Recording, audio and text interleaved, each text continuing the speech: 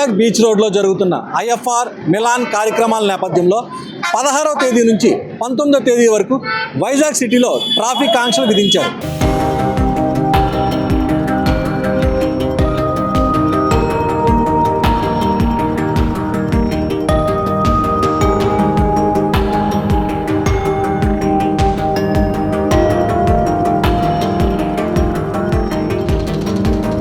Beach రోడ్లో naval coastal battery నుంచి park hotel junction వరకు 16, 17 తేదీల్లో రిహార్సల్స్, 18న ఫుల్ డ్రెస్ రిహార్సల్స్, 19న ఇంటర్నేషనల్ సిటీ పెరేడ్ జరుగుతుంది. ఈ సందర్భంగా బీచ్ రోడ్లో వాహనాల రాకపోకలపై మధ్యాహ్నం 1 గంట నుంచి సాయంత్రం 6 గంటల వరకు ఆంక్షలు విధిస్తున్నట్లు పోలీస్ కమిషనర్ తెలిపారు. బీచ్ వైపు సగం రోడ్లో విన్యాసాలు జరుగుతాయి కనుక 16, 17 తేదీల్లో బీచ్ రోడ్లోకి వచ్చే వాహనాలను ఎన్టీఆర్ సర్కిల్, పార్క్ హోటల్ వద్ద మళ్లిస్తారు. సందర్శకులు సాయంత్రం 6 తర్వాత రావాలని సూచించారు.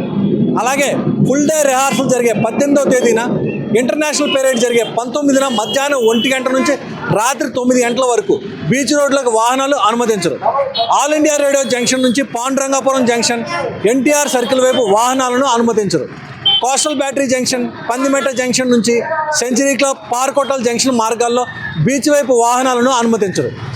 నేషనల్ పాసులు అంటే నేవల్ పాసులు కలిగిన వారు, విఐపి పాసులు కలిగిన వారు, ప్రజాప్రతినిధులు వాహనాలను సిరిపురం బంక్ నుంచి ఆల్ ఇండియా రేడియో జంక్షన్ మీదుగా ఏపీఐఐసి గ్రౌండ్కు చేరుకొని పార్కింగ్ చేసి కాలినడకన బీచ్ రోడ్లకి తమకు కేటాయించిన సీట్లలో కూర్చోవాలి.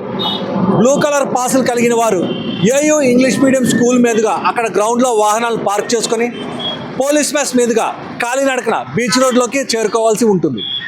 గోల్డ్ కలర్ పాసులు కలిగిన వారు ఏయూ జిమ్నాజియం గ్రౌండ్లో వాహనాలను పార్క్ చేసి ఏయూ ఇంగ్లీష్ మీడియం పాఠశాల మీదుగా లేదా పార్క్ హోటల్ మీదుగా కాలినడకన బీచ్ రోడ్లోకి చేరుకోవాల్సి ఉంటుంది. పాసులు లేని వారు తమ వాహనాలను ఎంజిఎం గ్రౌండ్లో పార్క్ చేసుకొని ఆల్ ఎబిలిటీ పార్క్ నుంచి అంటే బీచ్లోకి దిగి గ్యాలరీలోకి చేరుకోవాల్సి ఉంటుంది. ఆర్టీసీ బస్సుల ద్వారా వచ్చేవారు కలెక్టరేట్ నుంచి కాలినడకన బీచ్ రోడ్లోకి చేరుకోవాలి. అలాగే 17 తేదీ నుంచి 19వ తేదీ వరకు కాన్వెంట్ జంక్షన్ నుంచి శీలానగర్, కాన్వెంట్ జంక్షన్ నుంచి సింధియా మార్గంలో వాహన రాకపోకలను నిషేధించారు. ఆ మార్గంలో ప్రముఖులు పర్యటిస్తారు. ఎందుకంటే విమానాశ్రయం నుంచి వచ్చే మార్గం అంతా కూడా అదే మార్గంలో కలుస్తుంది కనుక ఆ మార్గాన్ని పూర్తిగా కూడా ఇప్పుడు నిషేధాజ్ఞలు అమల్లో పరుస్తున్నారు.